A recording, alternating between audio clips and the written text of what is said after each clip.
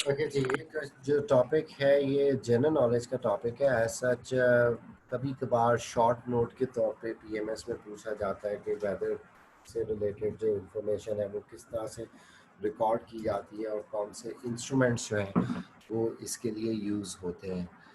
ठीक है, so whether instruments जो हैं ये आपने वेदर मैप के टॉपिक में या क्वेश्चन में अटेम्प्ट नहीं करने। ये जीके का पेपर या जनरल साइंस एंड एबिलिटी के पेपर में ये टॉपिक जो है ये रिलेट होता है आमतौर पे कि मुख्तलिफ इंस्ट्रूमेंट्स के नाम जो है वो पूछ लिए जाते हैं। ये सिर्फ उससे रिलेटेड इंट्रोडक्टरी एक टॉपिक है। ठीक है जी, तो इसमें हम स्टार्ट करते हैं। सबसे पहली चीज़ जो है which is quite important in the sense के ये एक बॉक्स लाइक स्ट्रक्चर है जिसको स्टीवेंसन स्क्रीन कहा जाता है। आमतौर पे जो टेम्परेचर हमें बताया जाता है, जो मौसमियात वाले बता रहे होते हैं, वो डायरेक्ट सनलाइट का टेम्परेचर नहीं होता। यानी कि अगर आज आप कह रहे हैं कि 43 डिग्री सेंटीग्रेड टेम्परेचर था, तो वो धूप का टेम्परेचर नहीं था। धूप का जो टेम्परेचर होगा वो इससे 10-15 डिग्री ज़्यादा ही होगा, क्योंकि जो थर्मोमीटर्स रखे जाते हैं ऑब्जर्वेशंस के लिए वो शेड में रखे जाते हैं। वो इस बॉक्स लाइक स्ट्रक्चर में रखे जाते हैं, इस बॉक्स में रखे जाते हैं जो कि एक वुडन बॉक्स है। और इसमें आपको ये लूवर्स नज़र आ रहे हैं कि हवा इसमें से पास कर सकती है। इसको वाइट पेंट किया गया है ताकि सनलाइट जो है वो इसको हीट अप ना करे। ठीक है, और इसकी जो हाइट है वो अप्रॉक्सीमेटली 1.25 मीटर्स, यानी कि एक एवरेज इंसान की हाइट जो होती है उसकी चेस्ट के लेवल तक इसको प्लेस किया जाता है, ताकि ज़मीन से निकलने वाली जो तपिश है वो भी इसमें रखे हुए इंस्ट्रूमेंट्स पे असरअंदाज ना हो। तो यहाँ पे अगर जो थर्मोमीटर इसके अंदर रखा जाएगा स्टीवेंसन स्क्रीन के अंदर, वो सिर्फ 1.2 मीटर की हाइट पे, यानी तकरीबन 3.25 या 3.5 फुट की हाइट, जो आप तकरीबन एक एवरेज इंसान की चेस्ट की हाइट होती है, उस हाइट के ऊपर हवा के टेम्परेचर को ये शो करता है। ये डायरेक्ट सनलाइट में टेम्परेचर थर्मोमीटर नहीं रखा गया होता। एक पास्ट में आप देखेंगे क्वेश्चन आया भी होगा ऑब्जेक्टिव्स में कि कौन से इंस्ट्रूमेंट जो हैं वो स्टीवेंसन स्क्रीन में रखे जाते हैं। तो स्टीवेंसन स्क्रीन या इस बॉक्स के अंदर आमतौर पे जो आपको नज़र आएगा वो 3 इंस्ट्रूमेंट्स तो ज़रूर रखे जाते हैं। एक थर्मोमीटर रखा जाएगा, एक बैरोमीटर रखा जाएगा जो कि प्रेशर को रिप्रेजेंट करता है, एक हाइग्रोमीटर रखा जाएगा जो कि मॉइस्चर को ऑब्जर्व करता है या मॉइस्चर की मेजरमेंट लेता है, या ह्यूमिडिटी को जो है मेजर करने का इंस्ट्रूमेंट है। ये 3 इंस्ट्रूमेंट्स तो लाजमन इसमें होते हैं। जो बाकी इंस्ट्रूमेंट्स हैं जैसे कि विंड डायरेक्शन फाइंड करने के लिए इंस्ट्रूमेंट है, विंड स्पीड का इंस्ट्रूमेंट है, या रेन की अमाउंट को मेजर करने का इंस्ट्रूमेंट है, वो इस स्क्रीन या इस बॉक्स में नहीं रखे जाते। ठीक है जी। So hygro hygro refers to moisture, HYGRO, hygrometer. Temperature के लिए जो इंस्ट्रूमेंट यूज़ होता है मेट्रोलॉजी में, यानी मौसमियात वाले जो वेदर कंडीशंस के लिए टेम्परेचर मेजर करने के लिए थर्मोमीटर यूज़ करते हैं, इसको मैक्सिमम मिनिमम थर्मोमीटर कहा जाता है। दो कि आप डिजिटल थर्मोमीटर्स आ गए हैं, और डिजिटल थर्मोमीटर्स में जो है जितनी भी वेरिएशंस ओवर द टाइम होती हैं वो मेमोरी में रिकॉर्ड हो रही होती है। लेकिन इस थर्मोमीटर, ये यू शेप जो थर्मोमीटर है, इसके दो पार्ट्स हैं, एक मैक्सिमम साइड और एक मिनिमम साइड। इसमें यहाँ पे वुडन इंडिसेस होती है, सॉरी मेटालिक इंडिसेस होती हैं। आमतौर पे ये मैग्नेट के साथ एडजस्ट कर ली जाती हैं। ये जो ब्लू कलर है, it represents the mercury, and this red colour is basically alcohol. So एक साइड पे, मिनिमम साइड पे अल्कोहल है, और मैक्सिमम साइड पे जो है वो मर्करी है। ये वॉल्व जो है ये बेसिकली मर्करी को इस तरफ को एडवांस नहीं करने देता, ये एक तरह से ब्लॉकेट कॉज करता है। जब टेम्परेचर ज़्यादा होता है तो मर्करी फैल के सिर्फ इस वाले पार्ट को आगे जो है वो वैक्यूम पोर्शन की तरफ पुश कर सकता है। यहाँ पे जहाँ पे भी ये ब्लॉक आके रुक जाएगा, दैट विल शो के एक गिवन टाइम के अंदर जो मैक्सिमम रीडिंग आई थी टेम्परेचर की, वो इस ब्लॉक के जहाँ पे भी ये रुकेगा वहाँ पे इंडिकेट होगी।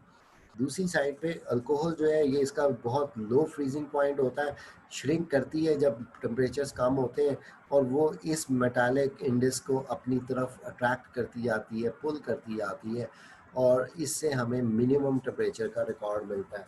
सो इसको अगर हम ओवर 24 आवर्स स्टीवेंसन स्क्रीन में रख दें, तो दिन के किसी भी हिस्से में जो मैक्सिमम वैल्यू पहुंचेगी, जितना भी मर्करी मैक्सिमम फैलेगा, वहाँ पे ये वाला ब्लॉक रुक जाएगा, और जहाँ पे मिनिमम टेम्परेचर पे श्रिंक हुई होगी अल्कोहल, वहाँ पे ये वाला इंडेक्स जो है या ये मेटालिक ब्लॉक जो है ये अपनी जगह पे प्लेस हो जाता है। It can not be pushed by the alcohol, ये मूव नहीं करता, इस तरफ मूव नहीं करता, और ये बैकवर्ड मूव नहीं करता, टूवर्ड्स मर्करी मूव नहीं करता। इनकी मूवमेंट जो है वो रिस्ट्रिक्टेड होती है। इनको रीसेट करने के लिए मैग्नेट यूज़ किया जाता है कि ये वापस अपनी ओरिजिनल पोजीशंस पे ले आए जाए। ठीक है, तो इसको हम मैक्सिमम मिनिमम थर्मोमीटर कहते हैं। इसके बाद प्रेशर के लिए जो इंस्ट्रूमेंट यूज़ होता है वो बैरोमीटर है। बैरोमीटर की दो टाइप्स होती हैं आमतौर पे। एक ये आपके सामने है, इसको 14 बैरोमीटर कहा जाता है।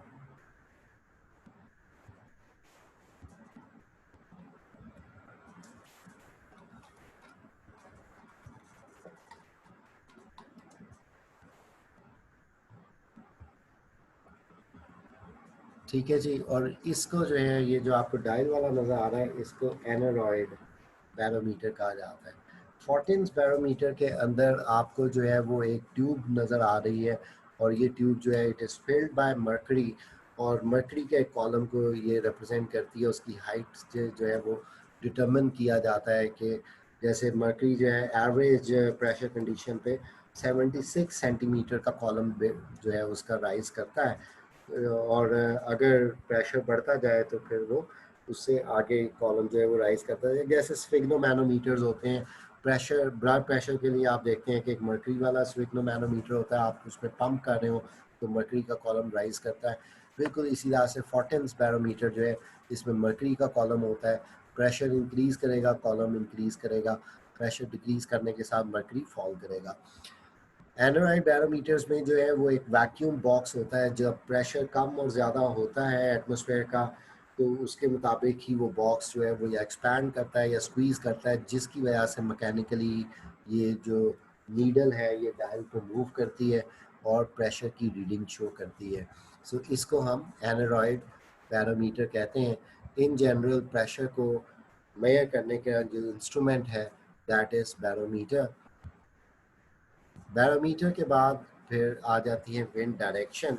हवा की डायरेक्शन को डिटरमिन करने के लिए आमतौर पे जहाँ हेलीपैड्स होते हैं, जहाँ पे पैराग्लाइडिंग वगैरह की जा रही होती है, या जनरल विंड डायरेक्शन या विंड फोर्स को थोड़ा सा का आइडिया लेना ज़रूरी होता है, लेकिन एक्यूरेसी नहीं चाहिए होती, वहाँ पे तो सिंपल एक इस तरह से सॉक लाइक यानी एक जुराब की तरह का जो है कपड़ा वो बांध दिया जाता है पोल के साथ, इससे डायरेक्शन का भी पता लगता है, और इसकी जो मूवमेंट है और इसके जो मतलब टेंडेंसी है टू लिफ्ट अप, उससे थोड़ा सा अंदाज़ा जो है वो विंड स्पीड का भी हो जाता है।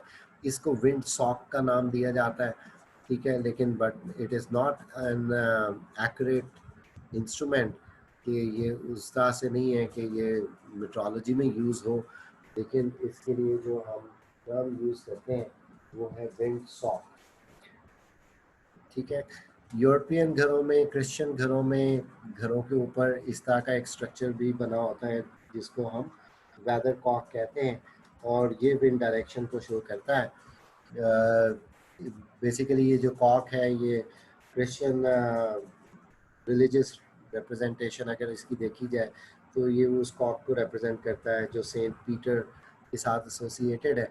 लेकिन यहाँ पे आप देख रहे हैं कि ये क्रॉस नीचे है जो कि नॉर्थ साउथ ओरिएंट और वेस्ट को रिप्रेजेंट कर रहा है। तो ये जिस तरफ से हवा आ रही होती है ये एरो उसी डायरेक्शन की तरफ पॉइंट कर रहा होता है। लेकिन जहाँ पे भी वेदर स्टेशन होते हैं वहाँ पे ये इंस्ट्रूमेंट यूज़ होता है, जिसको जो कि एक सिंपल पिवट के ऊपर लगा हुआ एरो है, और इसको विंड वेन का नाम दिया जाता है। ठीक है जी, so wind vane is actually the instrument that is used to determine the wind direction. Okay, इसके बाद विंड स्पीड की बात ही आती है। तो विंड स्पीड के लिए जो इंस्ट्रूमेंट यूज़ होता है उसको अनीमोमीटर कहा जाता है। और यहाँ पे आपको ये एक शाफ्ट के साथ लगे हुए 4 कप्स नज़र आ रहे हैं। तो जब हवा चलेगी तो हवा की मूवमेंट की वजह से ये कप्स जो है ये रोटेशन स्टार्ट कर देंगे, और उनकी रोटेशन स्पीड जो है वो इस मीटर के ऊपर जो है वो बिल्कुल जैसे गाड़ियों का स्पीडोमीटर या ओडोमीटर होता है उस तरह से ये इसके ऊपर रीडिंग आना शुरू हो जाएगी।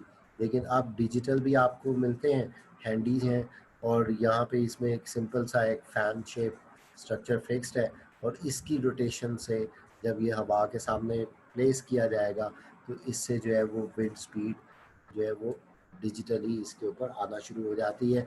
इसको भी अनीमोमीटर ही कहा जाएगा। So anemometer is basically the instrument to determine the wind speed or measure the wind speed. Okay, इसके बाद जी नेक्स्ट जो इंस्ट्रूमेंट है वो ह्यूमिडिटी के लिए है। और ह्यूमिडिटी के लिए दो इंस्ट्रूमेंट्स यूज़ हो सकते हैं। दोनों का फंक्शन थोड़ा सा डिफर करता है, कॉन्सेप्ट डिफर करता है। एक को हम साइक्रोमीटर कहते हैं, और इसको wet and dry bulb thermometer भी कहा जाता है। इसमें सिंपल दो थर्मोमीटर जो है वो प्लेस किए जाते हैं एक ही स्ट्रक्चर के ऊपर। एक के ऊपर एक ड्राई बल्ब होगा और एक वेट बल्ब थर्मोमीटर होगा।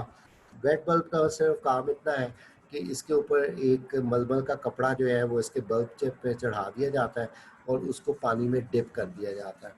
सो अगर इन दोनों का टेम्परेचर सेम आ रहा हो तो इसका मतलब है कि हवा में ह्यूमिडिटी बहुत ज़्यादा है। उसकी रीज़न ये है कि जिस वक्त इस मलमल के कपड़े से इवेपोरेशन का प्रोसेस होगा तो उस सूरत में इस थर्मोमीटर का टेम्परेचर डिक्रीज़ करना शुरू कर देगा, क्योंकि इवेपोरेशन जो है वो कूलिंग इफेक्ट रखती है। अगर हवा ड्राई होगी तो ये वाला थर्मोमीटर बहुत लो टेम्परेचर शो करना शुरू कर देगा, क्योंकि ड्राई एयर जो है वो रैपिड इवेपोरेशन करवाती है। हाई रेट ऑफ इवेपोरेशन की वजह से इस थर्मोमीटर का टेम्परेचर ड्रॉप होना शुरू हो जाता है, जबकि एयर का एक्चुअल टेम्परेचर जो है वो ड्राई बल्ब थर्मोमीटर पे शो हो रहा होता है। तो इस डिफरेंस से, यानी दोनों थर्मोमीटर्स के टेम्परेचर में अगर डिफरेंस है, dry bulb high temperature show कर रहा है लेकिन वेट बल्ब अगर कम टेम्परेचर शो कर रहा है, तो इसका मतलब है हवा बहुत खुश्क है, जिसकी वजह से इवेपोरेशन हो रही है और उसका कूलिंग इफेक्ट हुआ। लेकिन अगर दोनों टेम्परेचर सेम आ रहे हैं तो इसका मतलब ये है कि हवा में मॉइस्चर ऑलरेडी इतना ज़्यादा है कि इधर से इवेपोरेशन का प्रोसेस पॉसिबल नहीं हुआ। ये मलमल का कपड़ा जो है ये खुश्क नहीं हो रहा, इसमें से इवेपोरेशन नहीं हो रही, तो इस पर कूलिंग इफेक्ट नहीं आएगा। तो जब कूलिंग इफेक्ट नहीं आएगा तो टेम्परेचर जो है वो उतना ही रिकॉर्ड होगा जितना ड्राई बल्ब पे रिकॉर्ड हो रहा है। सो दोनों में अगर डिफरेंस नहीं है दैट विल शो कि ह्यूमिडिटी लेवल बहुत ज़्यादा है। सो इनका जो डिफरेंस होता है उसके लिए एक स्पेसिफिक टेबल होता है जिससे डिटरमिन किया जाता है कि ह्यूमिडिटी कितने परसेंट है। लेकिन अब वही बात है कि डिजिटल और मतलब मैकेनिकल जो है वो आपको इंस्ट्रूमेंट्स मिलते हैं, उसमें हाइग्रोमीटर की टर्म यूज़ होती है। हाइग्रो मॉइस्चर को कहा जाता है, ह्यूमिडिटी को कहा जाता है। तो हाइग्रोमीटर जो है उसके बीच में आमतौर पे जो है वो ह्यूमन हेयर को एज द सेंसर यूज़ किया जाता है। कि इंसानी बाल की ये खसूसियत है कि जब वो गीला होता है तो वो फैलता है, और जब वो खुश्क होता है तो वो श्रिंक करता है। तो इसके डायल के साथ इसके बैक एंड के ऊपर नीडल के साथ जो है वो ह्यूमन हेयर को बांधा गया होगा, स्प्रिंग के साथ उसको थोड़ा सा टाइट किया गया होगा। लेकिन जब खुश्क होता है मौसम, हवा खुश्क होती है, बाल सिकुड़ना शुरू कर देता है, वो सुई को ड्राई की तरफ खींचना शुरू कर देगा। और जिस वक्त ह्यूमिडिटी बढ़ेगी तो वो बाल जो है वो इसको रिलीज़ कर मतलब उसकी लेंथ इंक्रीज़ करती है, जिससे ये नीडल जो है ये ह्यूमिड की साइड की तरफ चली जाती है। तो इससे शो हो रहा होता है कि ह्यूमिडिटी लेवल क्या है। इसको हम हाइग्रोमीटर कहते हैं। और ये जो wet and dry bulb thermometer वाला जो इंस्ट्रूमेंट है इसको साइक्रोमीटर कहा जाता है। ठीक है, सो साइक्रोमीटर या wet and dry bulb thermometer कहा जाएगा, इसको हाइग्रोमीटर कहा जाएगा। आजकल आप जो ऑब्जर्व करते हैं कि मुख्तलिफ फार्मेसीज़ में जो है वो डिजिटल हाइग्रोमीटर्स लगे होते हैं जिसमें फ्रिज का टेम्परेचर भी शो हो रहा होता है और ह्यूमिडिटी लेवल भी शो हो रहा होता है। Now the last instrument is called the rain gauge. Gauge वैसे पढ़ा जाना चाहिए लेकिन रेन गेज। और ये सिंपल एक सिलेंडर सा होता है जो कि ओपन फील्ड में रख दिया जाता है, और लाजमन इसका जो डायमीटर है वो मेजर्ड होता है for certain type of rain, कि ड्रिजल के लिए और रेन के लिए जो है वो डिफरेंट डायमीटर्स यूज़ किए जाते हैं। लेकिन यहाँ पे आपको नज़र आ रहा है कि एक ग्रेजुएटेड सिलेंडर है जो कि इसके अंदर प्लेस्ड है, और ये फनल है जो कि कलेक्ट करेगी रेन वाटर को, और यहाँ पे जितने इंचेस ये रेन वाटर कलेक्ट हो जाएगा वो आपको मेंशन कर दिया जाएगा इन योर न्यूज़ रिपोर्ट और वेदर रिपोर्ट कि फलां इलाके में इतने इंच या इतने मिलीमीटर बारिश रिकॉर्ड हुई। वैसे जो स्टैंडर्ड है वो इस तरह से डिटरमिन किया जाता है कि अगर बारिश के बाद एक फ्लैट एरिया पे 1 एकड़ एरिया पे 1 इंच बारिश रिकॉर्ड पानी इकट्ठा हो जाए तो उसको हम 1 इंच रेनफॉल कहते हैं। 1 एकड़ पानी पे अगर बारिश के बाद 1 इंच थिकनेस का पानी इकट्ठा हो जाता है तो उसको 1 इंच कहा जाता है। और उसी रेशो के मुताबिक इस इंस्ट्रूमेंट को डिज़ाइन किया जाता है कि उसका डायमीटर फिक्स है। ये नहीं है कि आप एक बड़ा टब जो है वो ओपन एरिया में रख दें और वो ज़्यादा पानी कलेक्ट कर लें। Rather it has a formula कि डीजल के लिए जो है वो इसका डायमीटर कुछ और होगा सिलेंडर का, रेन के लिए डायमीटर और होता है। आमतौर पे ये 6 इंचेस या 7.5 इंचेस के डायमीटर के सिलेंडर्स होते हैं, या फनल का जो ओपनिंग होती है वो इस डायमीटर की होती है। So these are the instruments that are used for recording of different elements of weather. I hope इस पे कोई क्वेश्चन नहीं है। सो यहाँ पे मैं इसको कंक्लूड करता हूँ।